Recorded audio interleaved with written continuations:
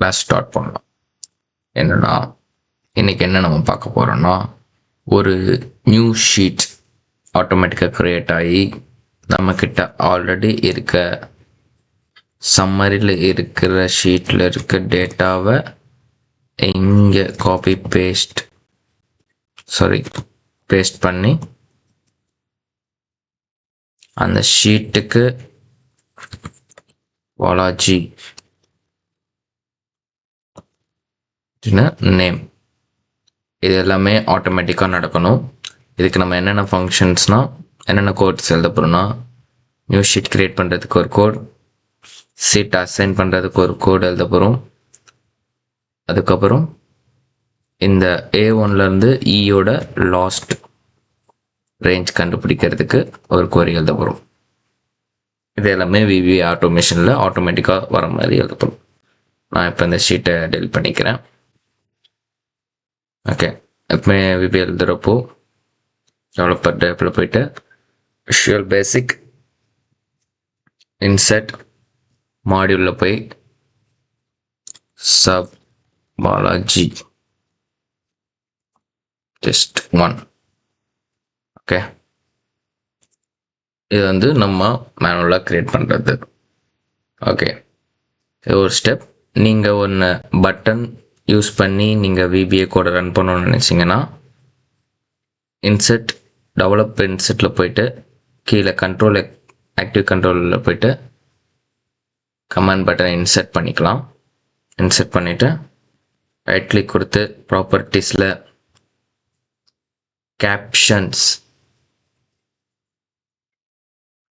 கேப்ஷன்ஸில் போயிட்டு அந்த பட்டனுக்கு நேம் மாற்றிக்கலாம். நான் இப்போ நியூ ஷீட்னு கொடுத்துக்கிறேன். இதுக்கு பட்டன் கலர் சேஞ்ச் கூட பண்ணிக்கலாம். பிளாக் வச்சுக்கிறேன், ஃபாண்ட் கலர் ஒயிட் வச்சுக்கிறேன். ஓகே, நான் நீங்கள் இதுக்குள்ளே எப்படி கோட் எழுதணும்னா, நம்ம இப்போ சப் கிரியேட் பண்ண மாதிரி இதை ஆட்டோமேட்டிக்காக அதுவே கிரியேட் பண்ணி ப்ரைவேட் சப்னு கிரியேட் பண்ணிக்கும். ஓகே, இப்போது நான் என்ன பண்ண போகிறேன்னா, வேரியபிள் கிரியேட் பண்ண போகிறேன். ஃபர்ஸ்ட் என்ன வேரியபிள்னா, நம்ம இந்த ஷீட்டை நம்ம ஆட்டோமேஷன் பண்ணணும்னா இந்த கோட்குள்ளே அந்த ஷீட்டை அசைன் பண்ணணும். ஃபஸ்ட்டு எப்படின்னா டிம் வேல்யூ போட்டு தான் அசைன் பண்ணணும். எல்லாத்துக்குமே டிம் யூஸ் பண்ணி தான் வேரியபிள் அசைன் பண்ணணும். வேரியபிள் என்னன்னா, நம்ம அந்த ஷீட்டுக்கு ஒரு பேர் கொடுத்து அதுக்குள்ளே அதை அசைன் பண்ண போகிறோம். வேரியபிள் நேம் நீங்கள் எது வேணால் கொடுத்துக்கலாம், உங்கள் நேம் கூட கொடுத்துக்கலாம், இல்லை உங்களுக்கு தேவையான மாதிரி ஷார்ட்கட் கொடுத்துக்கலாம். இப்போ நான் எக்ஸிஸ்டிங் ஷீட்ன்றனால இஎஸ்ன்னு நான் கொடுத்துக்கிறேன் ஆஸ் ஒர்க் ஷீட். நீங்கள் கரெக்டாக டைப் பண்ணிங்கன்னா உங்களுக்கு கீழேயே அந்த பாப்பப் வந்துகிட்டே இருக்கும். ஓகே, ஒரு ஷீட் எனக்கு வேணும். அப்புறம் க்ரியேட் பண்ண போகிற ஷீட்டுக்கு ஒரு வேரியபிள் கொடுத்துக்கிறேன். அதாவது என்னென்னா, நியூ ஷீட்டுக்கு ஷார்ட்கட்டாக ஒரு என்எஸ்ன்னு நான் கொடுத்துக்கிறேன். உங்களுக்கு என்ன வேணுமோ நீங்கள் கொடுத்துக்கலாம். ஓகே, அப்புறம் லாஸ்ட் ரோ கண்டுபிடிக்க போகிற சொன்னல, அதுக்கு ஒரு வேரியபிள் லாஸ்ட்ன்னு நான் கொடுத்துக்கிறேன் ஆஸ் லாங். இப்போது என்னென்னா, ஒரு இன்டீஜராக பார்த்தீங்கன்னா நம்ம ஒரு 5 நம்பர் 6 நம்பர் ஒரு 1000 நம்பர் வரை கொடுக்குறோன்னா இன்டீஜர் சொல்லி கொடுத்துக்கலாம். இன்டீஜர்னா நம்பர் கொடுக்க போகிறோம். ஸ்ட்ரிங்குன்னா கூட அதுக்கும் நீங்கள் இன்டீஜர் எத்தனை நம்பர் கொடுக்குறீங்களோ ஸ்ட்ரிங்குக்கு எப்பவுமே இன்டீஜர் கொடுக்க ஸ்ட்ரிங்கு தான் கொடுக்கணும். அது நான் அடுத்த வீடியோவில் சொல்கிறேன் என்னன்ட்டு. இப்போ லாங்னா நீங்கள் எவ்வளோ ரோஸ் வேணால் அதில் அசைன் பண்ணிக்கலாம். இப்போ இங்கே 6 தான் இருக்குது, நீங்கள் இப்போ 12 கூட அசைன் பண்ணிக்கலாம், 20 1000 கணக்குள்ள அதில் அசைன் பண்ணிக்கலாம்.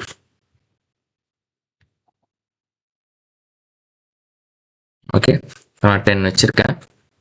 இப்போது இதை நான் லாஸ்ட் ரோ கண்டுபிடிக்கிறதுக்காக வச்சுருக்கேன். இப்போ லாஸ்ட் ரோ என்னென்னா, A2ல இருந்து எனக்கு E11 வரை காப்பி பண்ணுன்னு என்னால் ரேஞ்ச் வச்சு சொல்ல முடியும். ஆனால் நாளைக்கு இதே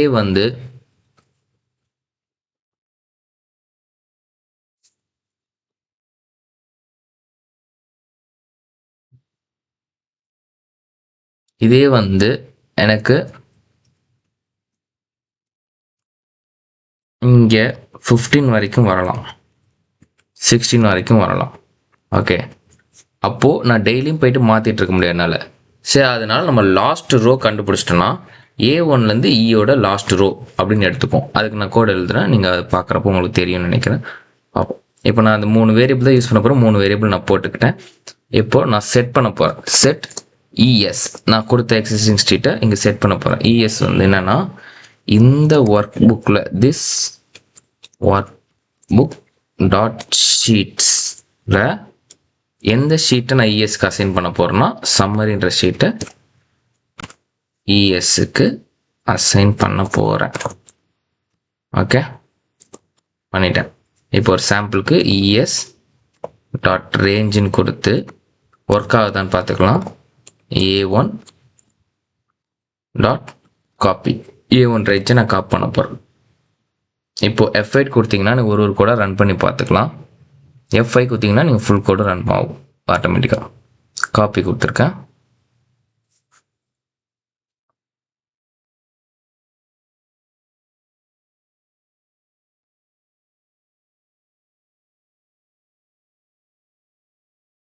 ஓகே, இது எண்ட் எக்ஸல் போயிடுச்சு.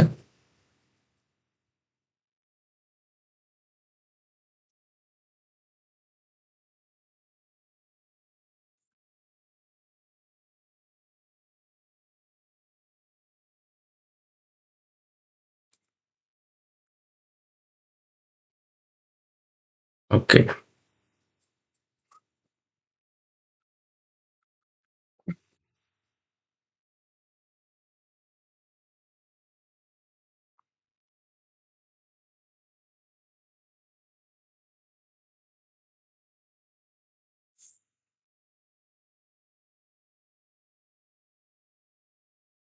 இப்போ பார்த்தீங்கன்னா ரன் ஆயிடுச்சு.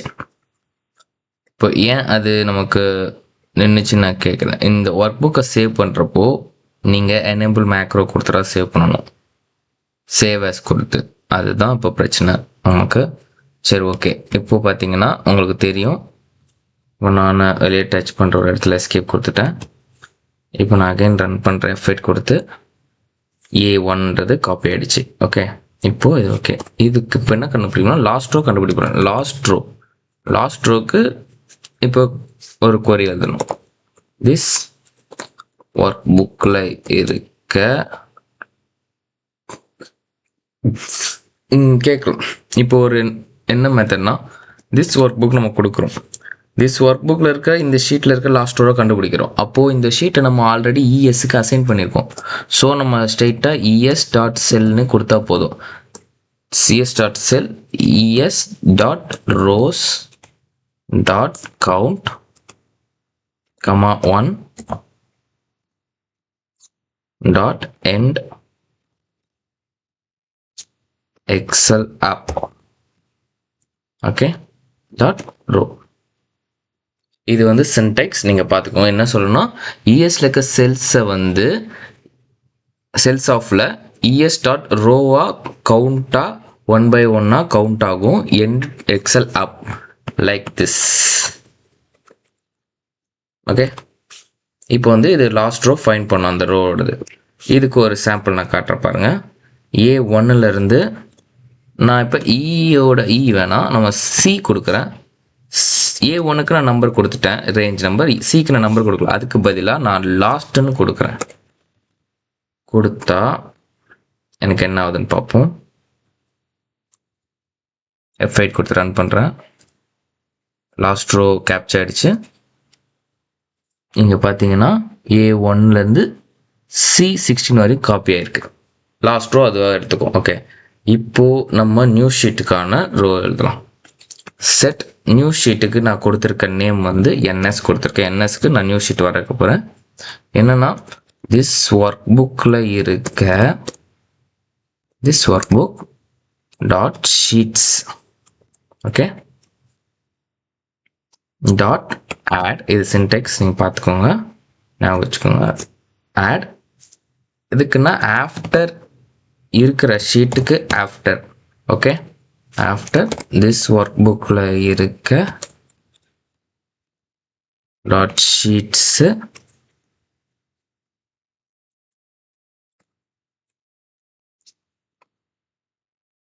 This work book dot sheets dot count. அவ்வளோதான். கவுண்ட் பண்ணி எத்தனை ஒர்க் ஷீட் இருக்கோ அதுக்கப்புறம் எனக்கு இந்த ஒர்க் ஷீட்டை புதுசாக க்ரியேட் பண்ணுன்னு சொல்கிறேன். ஓகே, இப்போது ஒரு ஷீட் க்ரியேட் ஆகிடும். நான் அதையும் ரன் பண்ணி காட்டுறேன். ஃபஸ்ட்டில் இருந்து பாருங்கள். F8 கொடுக்குறேன். சாரி,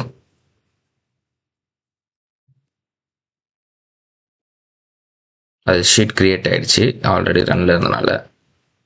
ஓகே, F8 கொடுக்குறேன்.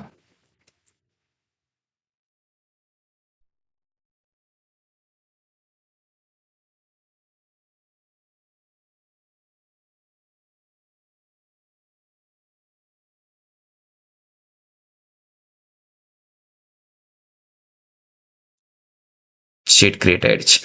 Okay, now I will delete this sheet. இது நம்ம ஒன்றா பார்க்கலாம். அது ஃபுல் கோட் எழுதுக்கப்புறம் நான் என்ன ஆகுது சொல்கிறேன். இப்போ நம்ம ஷீட் கிரியேட் பண்ணிட்டோம். அடுத்து என்ன சொல்லியிருக்கோம்னா, அந்த ஷீட்டுக்கு நான் பாலாஜின்னு ஒரு நேம் கொடுக்க போகிறேன்.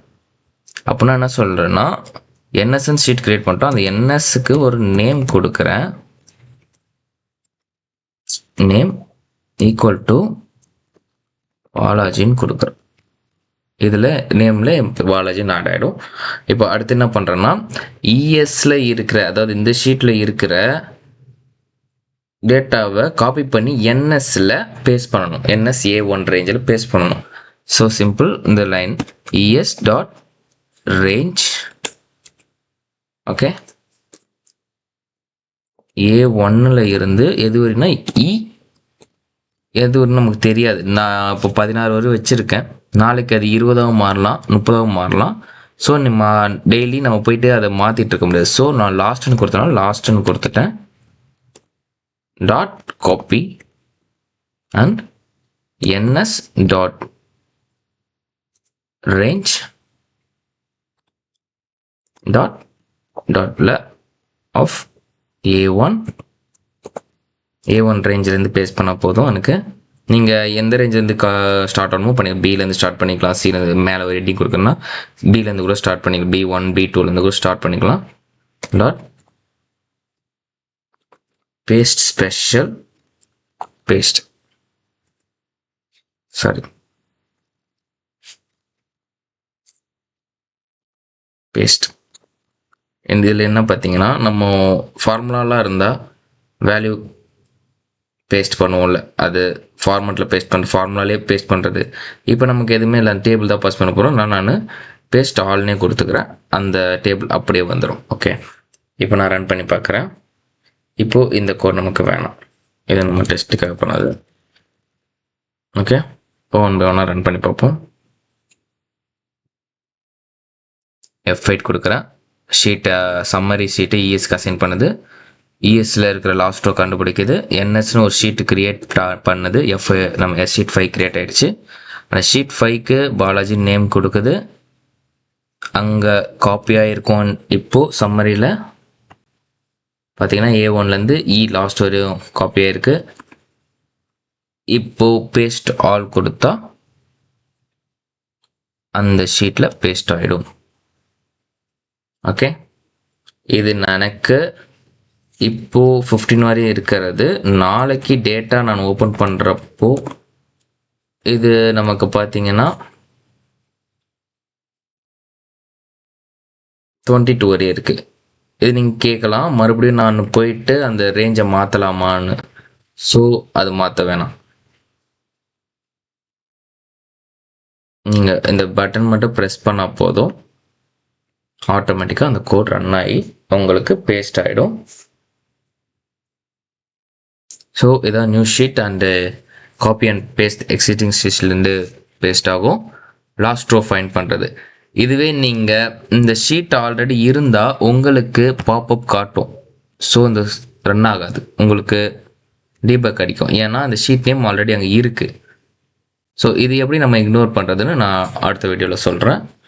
நீங்கள் எதாவது டவுட் இருந்தால் கமெண்ட் பண்ணுங்கள், நான் உங்களை கான்டாக்ட் பண்ணுறேன். Okay, thank you.